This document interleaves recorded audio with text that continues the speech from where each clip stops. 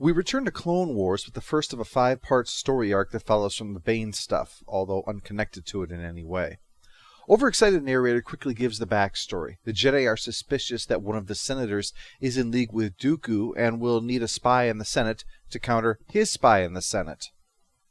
Coincidentally, Padme's been kind of lonely while Anakin's been off leading in the war, and she's in the Senate and has experience as a commando from when she was queen because she was queen. Duh! Why do you think the British keep their queen around? She secretly drops out of helicopters all the time and bullseyes terrorists. While she and Anakin plan to spend the evening together, the Jedi Cockblock Council keep trying to raise Anakin until he finally gives in to their unrelenting summons. If he doesn't come, Obi-Wan's probably going to assume the worst and send in a rescue party to wherever he is.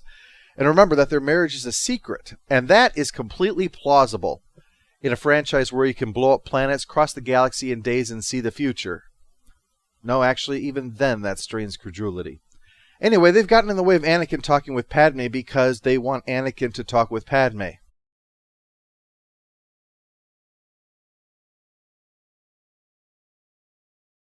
Anakin's a very black and white kind of guy.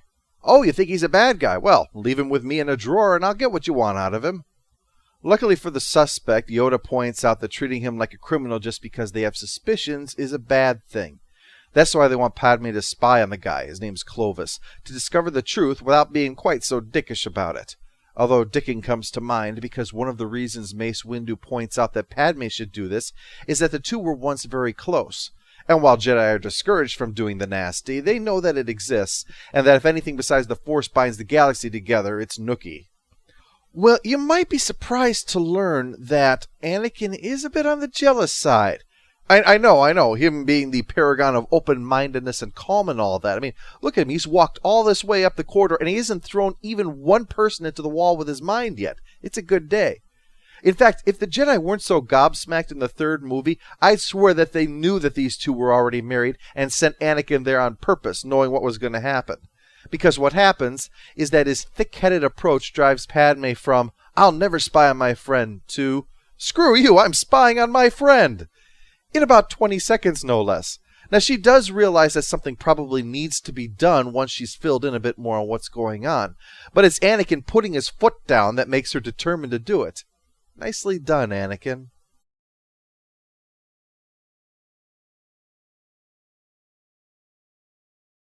Sluttiness I sense in you. Village bicycle you are, yes. So it's time to rekindle that old flame, and over dinner Padme gets him to invite her to Nemoidia for his business trip. The homeworld of the Trade Federation being visited by a member of the banking clan, both groups parts of the Separatists. Nah, probably just a coincidence. Anakin gets himself assigned to go along as her personal guard, and he won't be conspicuous at all.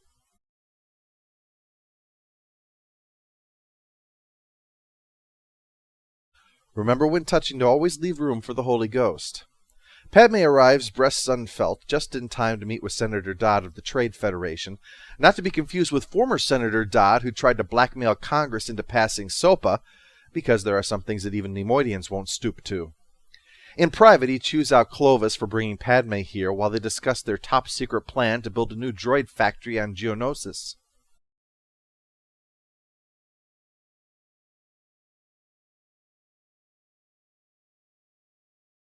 Yeah, I don't get this part of the whole thing. How are you making money selling droids to yourselves for your own war that you're fighting? I mean, then again, with their super science, who knows what their accountants can pull off? They've probably got some super math that says that they can become rich by throwing their money into a black hole. Padme snoops around under the pretense of taking a walk and stumbles right into what his assistant listed as 4:30 sinister plot.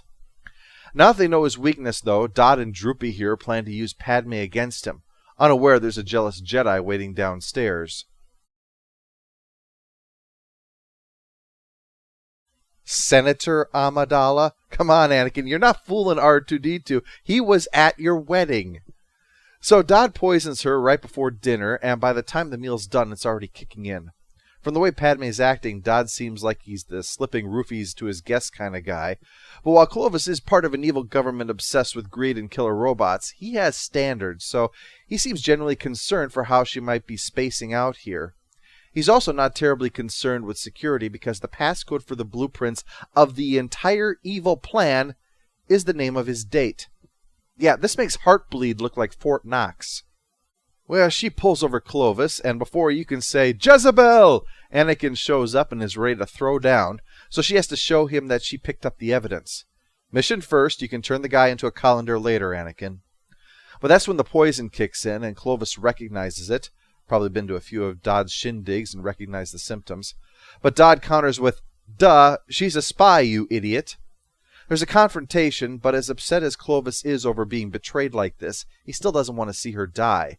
But he also doesn't want to face the consequences of losing the disc, so he suggests trading the disc for the antidote. But he still doesn't realize Anakin spent all day watching this guy paw his wife, so he's ready to negotiate rather aggressively for the cure.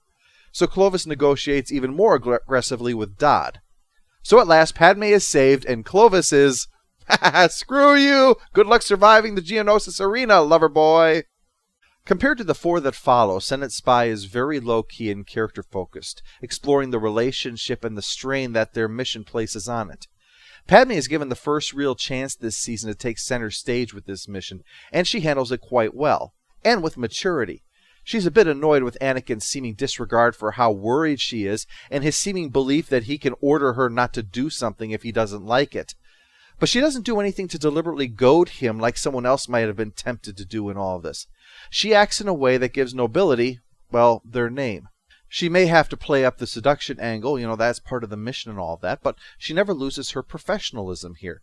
She's not going to use this to punish Anakin for his behavior because she cares for him and doesn't want to hurt him even if he was being a dick. And also, she knows he's jealous enough as it is. If she deliberately tries to annoy him, he might do something in a moment of anger that would jeopardize the mission. She knows better than that. Despite that, Anakin is still distracted, even though he has more experience with this stuff. Not to mention his leaving Clovis behind. Arguably bringing Clovis along might have jeopardized the mission, but leaving him there was a death sentence, and Anakin seemed to actually enjoy doing that.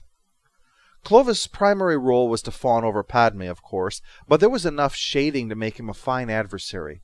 Overall, Senate Spy is a quiet beginning to this epic arc, and in 2 weeks, we'll see it continue with a return to Geonosis in Landing at Point Rain.